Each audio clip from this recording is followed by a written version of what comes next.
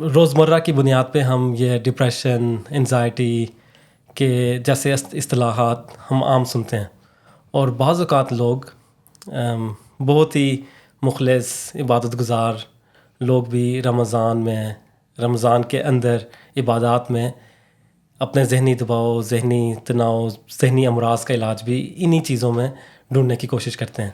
کیا یہ عمل اس طرح درست ہے؟ کیا واقعی ان عبادات سے، رمضان سے اور مختلف نوافل سے ان چیزوں کا علاج ہو سکتا ہے؟ اس میں دیکھیں، سب سے پہلے تو یہ دیکھنا ہوگا کہ جس طرح بھی آپ نے اصطلاحات استعمال کی نا، ڈپریشن کی، انگزائٹی کی، ایک تو یہ کہ بعض اوقات ہم انہیں بہت کیجولی یوز کر رہے ہوتے ہیں کہ آپ کسی کو سنیں گے، وہ کہیں گے کہ بھئی مطلب مجھے پرسوں سے ڈپریشن جو ہوا ہے تھوڑا تو وہ لو موڈ کو یا تھوڑا سا اگر آپ ڈاؤن فیل کر رہے ہیں، لو فیل کر رہے ہیں، تو وہ کہتے ہیں مجھے ڈپریشن ہو گیا. ایک تو ان اصطلاحات کو جب تک کلینکلی ثابت نہ ہو کوئی چیز، اس کو غیر ضروری طور پہ استعمال کرنا ان کو بھی نہیں چاہیے جو خود اس میں سے گزر رہے ہیں. ہاں، اس کا امکان ظاہر کرنے کا الگ بات. نہ آس پاس کے جو لوگ ہیں، رشتہ دار ہیں، یا اگر کوئی نوجوان یہ کہہ رہا ہے تو ان کو تھوپ دینا چاہیے کہ تمہیں لگتا ہے ڈپریشن کرا. یہ ماہرین کا کام ہے کہ وہ ڈٹرمن کریں. سب سے پہلے اگر تھوڑا سا یہ دیکھ لیں کہ یہ ہے کیا بریفلی، کیونکہ ظاہر ہے ماہر اس پہ نہ میں ہوں نہ آپ ہیں، لیکن ہم جنرل نالج اور جنرل اس کے حوالے سے بات کرتے ہیں. تو اس میں یہ ہے کہ ہے تو عدم اطمینان نا، جو بیچارہ اس کیفیت میں سے گزرتا ہے وہ شدید عدم اطمینان میں سے گزرتا ہے. اور قرآن کریم بڑا واضح طور پہ کہہ رہا ہے الا بذکر اللہ تطمئن القلوب، اللہ کے ذکر کے سوا کسی چیز میں دلوں کو اطمینان نہیں ملتا. تو بہرحال اس کا ایک کردار تو ضرور ہے کہ وہ دلوں میں اطمینان خدا تعالیٰ کے ذکر سے پیدا ہو. رمضان میں ایک ایسا ماحول ہوتا ہے جس میں انسان ذکر الہی کی طرف زیادہ توجہ ہوتی ہے، اور پھر ظاہر ہے کہ دلوں کے اطمینان پکڑنے کا امکان بھی بڑھتا ہے. جہاں تھوڑا سا مشکل بنتی ہے وہ یہاں بنتی ہے جہاں پہ ہم کسی کو یہ بتاتے ہیں کہ رمضان ہی تمہارا علاج ہے، انہی 30 دنوں میں تم نے اپنا علاج کر لیا تو کر لیا، نہ کیا تو نہ کیا، اور اگر نہ ہو سکا تو تمہاری عبادت میں کوئی کمی رہ گئی ہوگی، تمہاری نیتیں ٹھیک نہیں ہوں گی، تمہارا یہ نہیں ہوگا، تمہارا ہوگا. یہ نہیں کرنا چاہیے. اس سے تو انسان اور دباؤ کا شکار ہو گیا کہ میرے اندر ہی کوئی مسئلہ ہے. بالکل، کہ میرے اندر ہی کوئی مسئلہ ہے، اتنا ہی ٹائم تھا، اس کے اندر بھی میں کچھ نہیں کر سکا. اور الٹا آپ نے اس کو پریشر ڈال دیا نا. وہ پہلے ہی ایک ذہنی دباؤ اور ذہنی تناؤ کا کوئی شکار ہے، آپ نے اور پریشر ڈال دیا کہ یہی ٹائم ہے، اسی میں کچھ ہو گیا تو ہو گیا. یہ ضرور بتائیں کہ بھئی بچے آج کل حالات بڑے سازگار ہیں، موسم بڑا سازگار ہے رمضان کے حوالے سے، دعاؤں کی قبولیت کا وقت ہے. لیکن بات پھر وہی آتی ہے کہ اصل مغز کی طرف جائیں. مثلا انگزائٹی کس چیز کا نام ہے؟ انگزائٹی ایک انفاؤنڈڈ فیئر کا نام ہے، ایک خوف جو بے بنیاد ہے، جس کو وہ لاحق ہے، اس کو سمجھ نہیں آ رہی کہ کیا ہونے لگا ہے. کچھ ہونے والا ہے لیکن کیا ہونے والا ہے نہیں پتہ. عام خوف تو یہ ہوتا ہے نا کہ آپ کو پتہ ہے کہ کس وجہ سے آپ ریلوے کراسنگ سے گزر رہے ہیں، ٹرین آ رہی ہے، آپ ایک دم گھبرا کے ڈر کے بھاگا، آپ کو سورس پتہ ہے اپنے خوف کا. انگزائٹی میں سورس نہیں پتہ چلتا. تو ان چیزوں کو ریلیٹیبل اگر ہم بنا دیں تو شاید زیادہ سمجھ. مثلا رمضان میں یہ آیت بہت کثرت سے سننے کو ملتی ہے جس میں روزوں کی فرضیت نازل ہوئی، اور اس میں بتایا کہ تم اے مومنو تم پر روزے فرض کیے گئے جیسے تم سے پہلے کی اقوام پر کیے گئے تھے، لعلکم تتقون، تاکہ تم تقوی اختیار کرو. تقوی کیا ہے؟ خوف خدا. تو یہ ریلیٹیبل ہو گیا نا کہ جہاں آپ کو کچھ ایسے خوف لاحق ہیں جن کی آپ کو بنیاد سمجھ نہیں آ رہی، تو وہاں یہ بتا دینا کہ خوف تو ایک ہی ذات کا ہونا چاہیے، اس کے علاوہ دنیا میں کوئی چیز ڈرنے کے لائق نہیں ہے. مزید ریلیٹیبل بنائے. مثلا میری کیوری جس کی کینسر ریسرچ میں بہت کنٹریبیوشن ہے، اس کا ایک بڑی اچھا اس کا ایک قول ہے جو مجھے بہت پسند ہے، اور وہ یہ ہے کہ nothing in this world is to be feared, it's only to be understood. So Ramzan میں جو چیزیں ہم بار بار سناتے ہیں روٹ لرننگ کے طور پہ اور رٹے کے طور پہ سناتے ہیں اور یاد کرواتے ہیں، ان کے تھوڑے سے معنی اگر سمجھانے لگ جائیں تو شاید جس کو ایک انجانا خوف لاحق ہے اسے شاید ایک اس چیز کا اندازہ ہو جائے کہ اچھا اگر کوئی چیز جس کا تقوی اختیار کرنا ہے، خوف اگر کوئی ہونا چاہیے تو وہ خدا کی ذات کا ہونا چاہیے. کوئی کیسے اپلائی کر سکتا ہے؟ مثال کے طور پہ وہ لوگ یا وہ قوم جو کہ ظاہری بیماریوں کا بھی، کینسر کا علاج بھی دم درود سے کر رہی ہے، آنکھ کا علاج کسی کی آنکھ خراب ہے وہ بھی کر رہی ہے. ہم ان لوگوں کو کہہ رہے ہیں کہ ایک باطنی بیماری ہے, اس کا علاج تم کسی ڈاکٹر سے کرواؤ. بالکل. جو کہ اس بات کی قائل ہے کہ ہر چیز کا علاج, کینسر سے لے کے ہر چھوٹی بڑی بیماری کا علاج ان دم درود کے اندر ہے. مولوی صاحب کے پاس ہے, پیر صاحب کے پاس ہے, کسی بنگالی عامل کے پاس ہے, وہاں سے جا کے کرواؤ. ان کو ہم کہہ رہے ہیں کہ تم ڈپریشن جو کہ ایک باطنی نظر بھی نہیں آ رہی کسی کو, نفسیاتی مرض ہے, اس کا علاج تم دم درود سے نہ کرو بلکہ کسی پیشہ ور ڈاکٹر سے یا رابطہ کرو. تو وہ ان کے لیے مشکل ظاہر ہے, بالکل جیسے آپ نے کہا کہ ابھی اس میں بھی اس سوسائٹی میں بھی سطحیں ہیں نا بعض. یہ تو بالکل ہی ایک وہ ایسی سطح ہے جو مطلب انفارچونیٹلی مثلا ہمارے معاشروں میں ساؤتھ ایشیا میں خاص طور پہ بہت زیادہ ہے اس چیز کا رجحان کہ آپ نے درست علاج نہیں کرانا لیکن آپ نے جو ہے وہ دم درود وغیرہ کی طرف جانا ہے. اس سے اوپر تھوڑا آ جاتے ہیں پڑھا لکھا طبقہ, تعلیم یافتہ طبقہ, سمجھدار طبقہ, جنہیں یہ سمجھ آ گئی کہ چلو دم درود سے تو نہیں کچھ بننا لیکن رمضان کی طاقتیں ہیں, انہیں ہم نے استعمال کرنا ہے اور اپنا علاج کر لینا ہے. اس میں پھر وہی والی ذمہ داری والی بات آ جاتی ہے.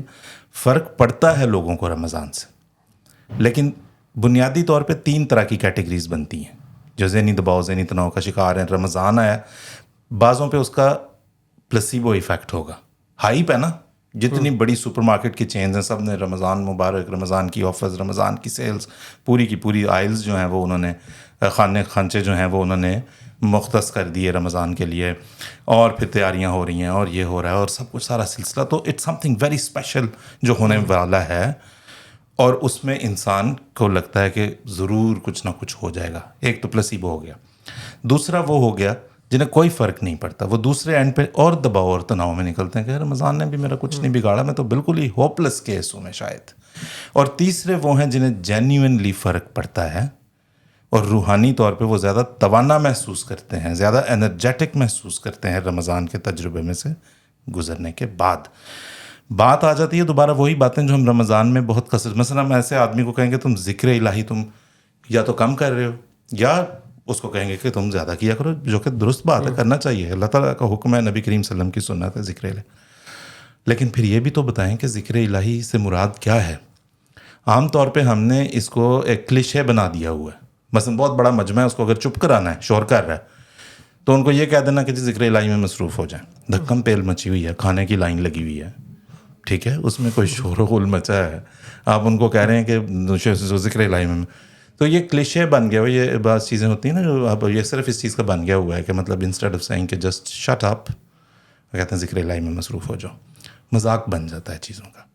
اسی طرح سے ذکر الہی نماز پڑھتے ساتھ, سلام پھیرتے ساتھ آپ دیکھیں گے کہ انگلیوں پہ ایک مشین چلنی شروع ہو گئی ہے, اتنی تیز, دونوں ہاتھوں, ٹھیک ہے جی, دونوں ہاتھوں کی بیک وقت یہ ذکر الہی گویا ہو رہا ہے, ٹھیک ہے نا. اب یہ نبی کریم صلی اللہ علیہ وسلم کی سنت پہ عمل ہو رہا ہے, آپ کے ایک حکم پہ عمل ہو رہا ہے جو آپ نے خود لوگوں کو فرمایا, جو بیچارے کہتے تھے کہ ہم اتنا مال نہیں خرچ کر سکتے, حضور نے فرمایا یہ کیا کرو, تسبیحات.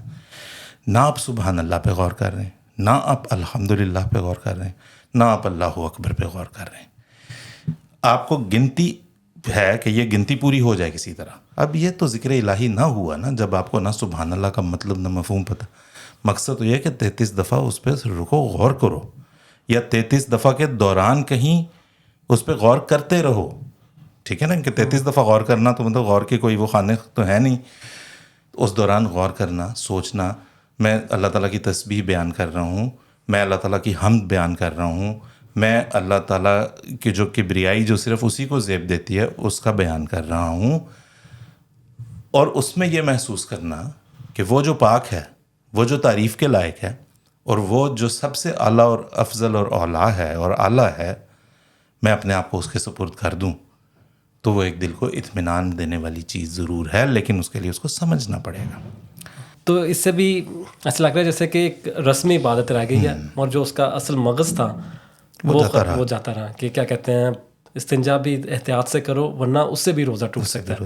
ورنہ حضور صلی اللہ علیہ وسلم کا تو پیغام کبھی بھی یہی نہیں تھا کہ ظاہر ہے, بالکل, اور لوگوں کے لیے مذاق اب بہت زیادہ مطلب ہم اس کی تفصیل میں نہیں جاتے, لیکن جس کی طرف آپ نے اشارہ کیا, اب مثلا دیکھیں نا, اس میں پھر وہی بات ہے کہ آپ بات تو درست بتائیں, روزے کا جو اصل روح ہے, جو اس کا اصل مغز ہے, اس سے تو دور نہ کریں.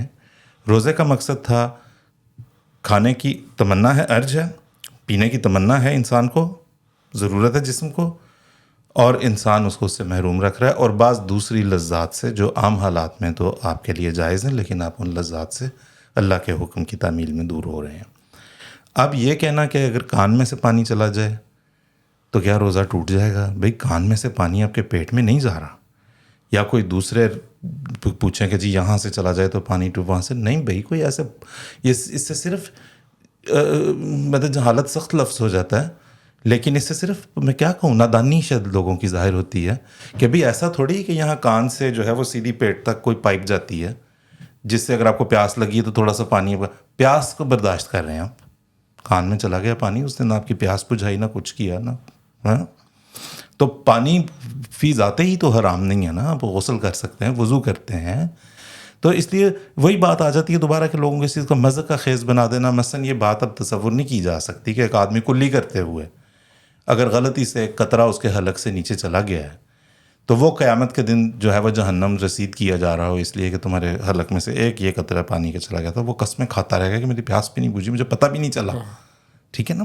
تو ایسی چیزیں بتا کے ہم لوگوں کو کرتے یہ ہیں کہ ہم انہیں دین اور مذہب سے بد دل کرتے چلے جاتے ہیں۔ اور جن کیسز کی ہم بات کر رہے ہیں کہ جو بیچارے کسی چیلنج کا سامنا کر رہے ہیں ذہنی طور پہ، نفسیاتی طور پہ، انہیں بھی جو ہے وہ یہ بتائیں کہ یہ ایک بڑا سازگار ماحول، فرٹائل ماحول ہے یہ اس وقت رمضان کا، جس میں اللہ کا قرب مانگیں، اپنی بے بسی کا اظہار کریں، ٹھیک ہے؟ کیونکہ جو ایسے ذہنی دباؤ اور ذہنی تناؤ ہیں یہ بڑوں بڑوں کو توڑ دیتے ہیں۔ ملکہ وکٹوریا کتنا بڑا نام ہے، وہ دہائیوں جو ہے وہ اپنے شوہر کی سو کے لیے سوگوار رہی، ڈپریشن میں تھی، کتنی بڑی طاقت کا اسے پورا زمانہ اس کے نام سے منسوب ہوتا ہے، ٹھیک ہے؟ لیکن وہ ساری جو اس کے ارد گرد لذات تھیں وہ سب اس کے لیے بے معنی ہو گئی، ٹھیک ہے نا؟ تو جب تک وہ اس بے بسی میں انسان کو اپنی عبودیت کا احساس ہوتا ہے، اپنی کم مائیگی کا احساس ہوتا ہے، اپنی بے بذاتی کا احساس ہوتا ہے کہ میرے پلے تو کچھ بھی نہیں، میں کیا بنا پھرتا تھا، اور وہ وقت ہے جب اللہ کے سامنے اب جا کے گڑ گڑاتے اور اس کی کبریائی بیان کرتے ہیں تو اللہ بڑے رحم کرتا ہے۔ یہ بتائیں، لیکن گارنٹیاں کوئی نہ دیں، کیونکہ اس سے ہوتا ہے نقصان۔ گارنٹیاں دینے کا یہ ہے کہ اگر وہ نہیں ہو پاتا تو پھر انسان کہتا ہے کہ لو خدا بھی نہیں سنتا۔ بالکل اسی طرح آپ نے بات کی کہ روزے کے حصول سے تقوی ملتا ہے، ایک یہ سب سے بڑی چیز ہے، جو ہم روزے رکھیں گے تو ہمیں تقوی حاصل ہوگا۔ ادھر بھی ہم دیکھتے ہیں کہ ایک خوف سے ہم ان کو دوسرے خوف کی طرف دھکیل رہے ہیں، نہ کہ کیا کہتے ہیں اس سے مکمل طور پہ خوف دور کرنے کی کوشش کر رہے ہیں۔ مطلب دیکھیں، یہ دوبارہ وہی بات آتی ہے، اصطلاحات اور انہیں سمجھنے کی ضرورت، کہ تقوی جو ہے ہم اسے کہتے ہیں خدا کا خوف۔ کس نوعیت کا خوف، یہ بھی اپنی نوجوان نسل کو اور اپنے آپ کو بھی بتانا ہم سب کے لیے ضروری اور یاد دہانی ضروری ہے۔ خوف کئی طرح کے ہیں۔ آپ سیڑھیاں احتیاط سے اترتے ہیں سوچ سمجھ کے، کیونکہ آپ کو یہ ڈر ہے کہ اگر بے احتیاطی کی تو گر جاؤں گا، چوٹ لگے گی، کچھ دن پڑا رہوں گا بستر میں، بلا وجہ ضائع ہوگا وقت، ٹھیک ہے جی، یہ خوف ہے اور آپ اس سے بچتے ہیں، یہ بڑا جائز عمل کرتے ہیں اس سے بچ کے۔ انسان کو خوف ہوتا ہے کہ میں فلاں خوراک سے احتیاط کروں، فلاں کام نہ کروں، ورزش کروں، ورنہ جو ہے وہ صحت جاتی رہے گی۔ ابھی صحت کے جانے کا خوف ہے، صحت ایک نعمت ہے، اس کے جانے کا خوف ہے۔ اللہ جو ہے اس کا خوف بھی یہی ہے کہ خدا جس نے مجھے زندگی دی، جس کے وجہ سے ہر سانس میرا چلتا ہے، جس کی وجہ سے مجھے سب کچھ ملا، جو کچھ میرے پاس ہے وہ اس کی وجہ سے ہے، اس کے اختیار میں سب کچھ ہے۔ اگر میرا کوئی عمل اس کو ناراض کر دے گا تو وہ جو مجھ سے سب سے زیادہ محبت کرنے کی صلاحیت رکھتا ہے اس دنیا میں، اگر جینوئنلی ماں سے بڑھ کے بھی کوئی مجھ سے محبت کرتا ہے تو وہ خدا کی ذات ہے۔ اس خدا کا تعلق جو ہے وہ مجھ سے جاتا نہ رہے، کہ وہ بے نیاز بھی ہے، یہ نہ ہو کہ وہ نظریں پھیر لے مجھ سے۔ سو یہ محبت کے کھو جانے کا خوف ہے جو ایک محبوب کے ساتھ ہوتا ہے اور ایک عاشق کو اپنے معشوق کے ساتھ ہوتا ہے، یا معشوق کو عاشق کے ساتھ جواب میں۔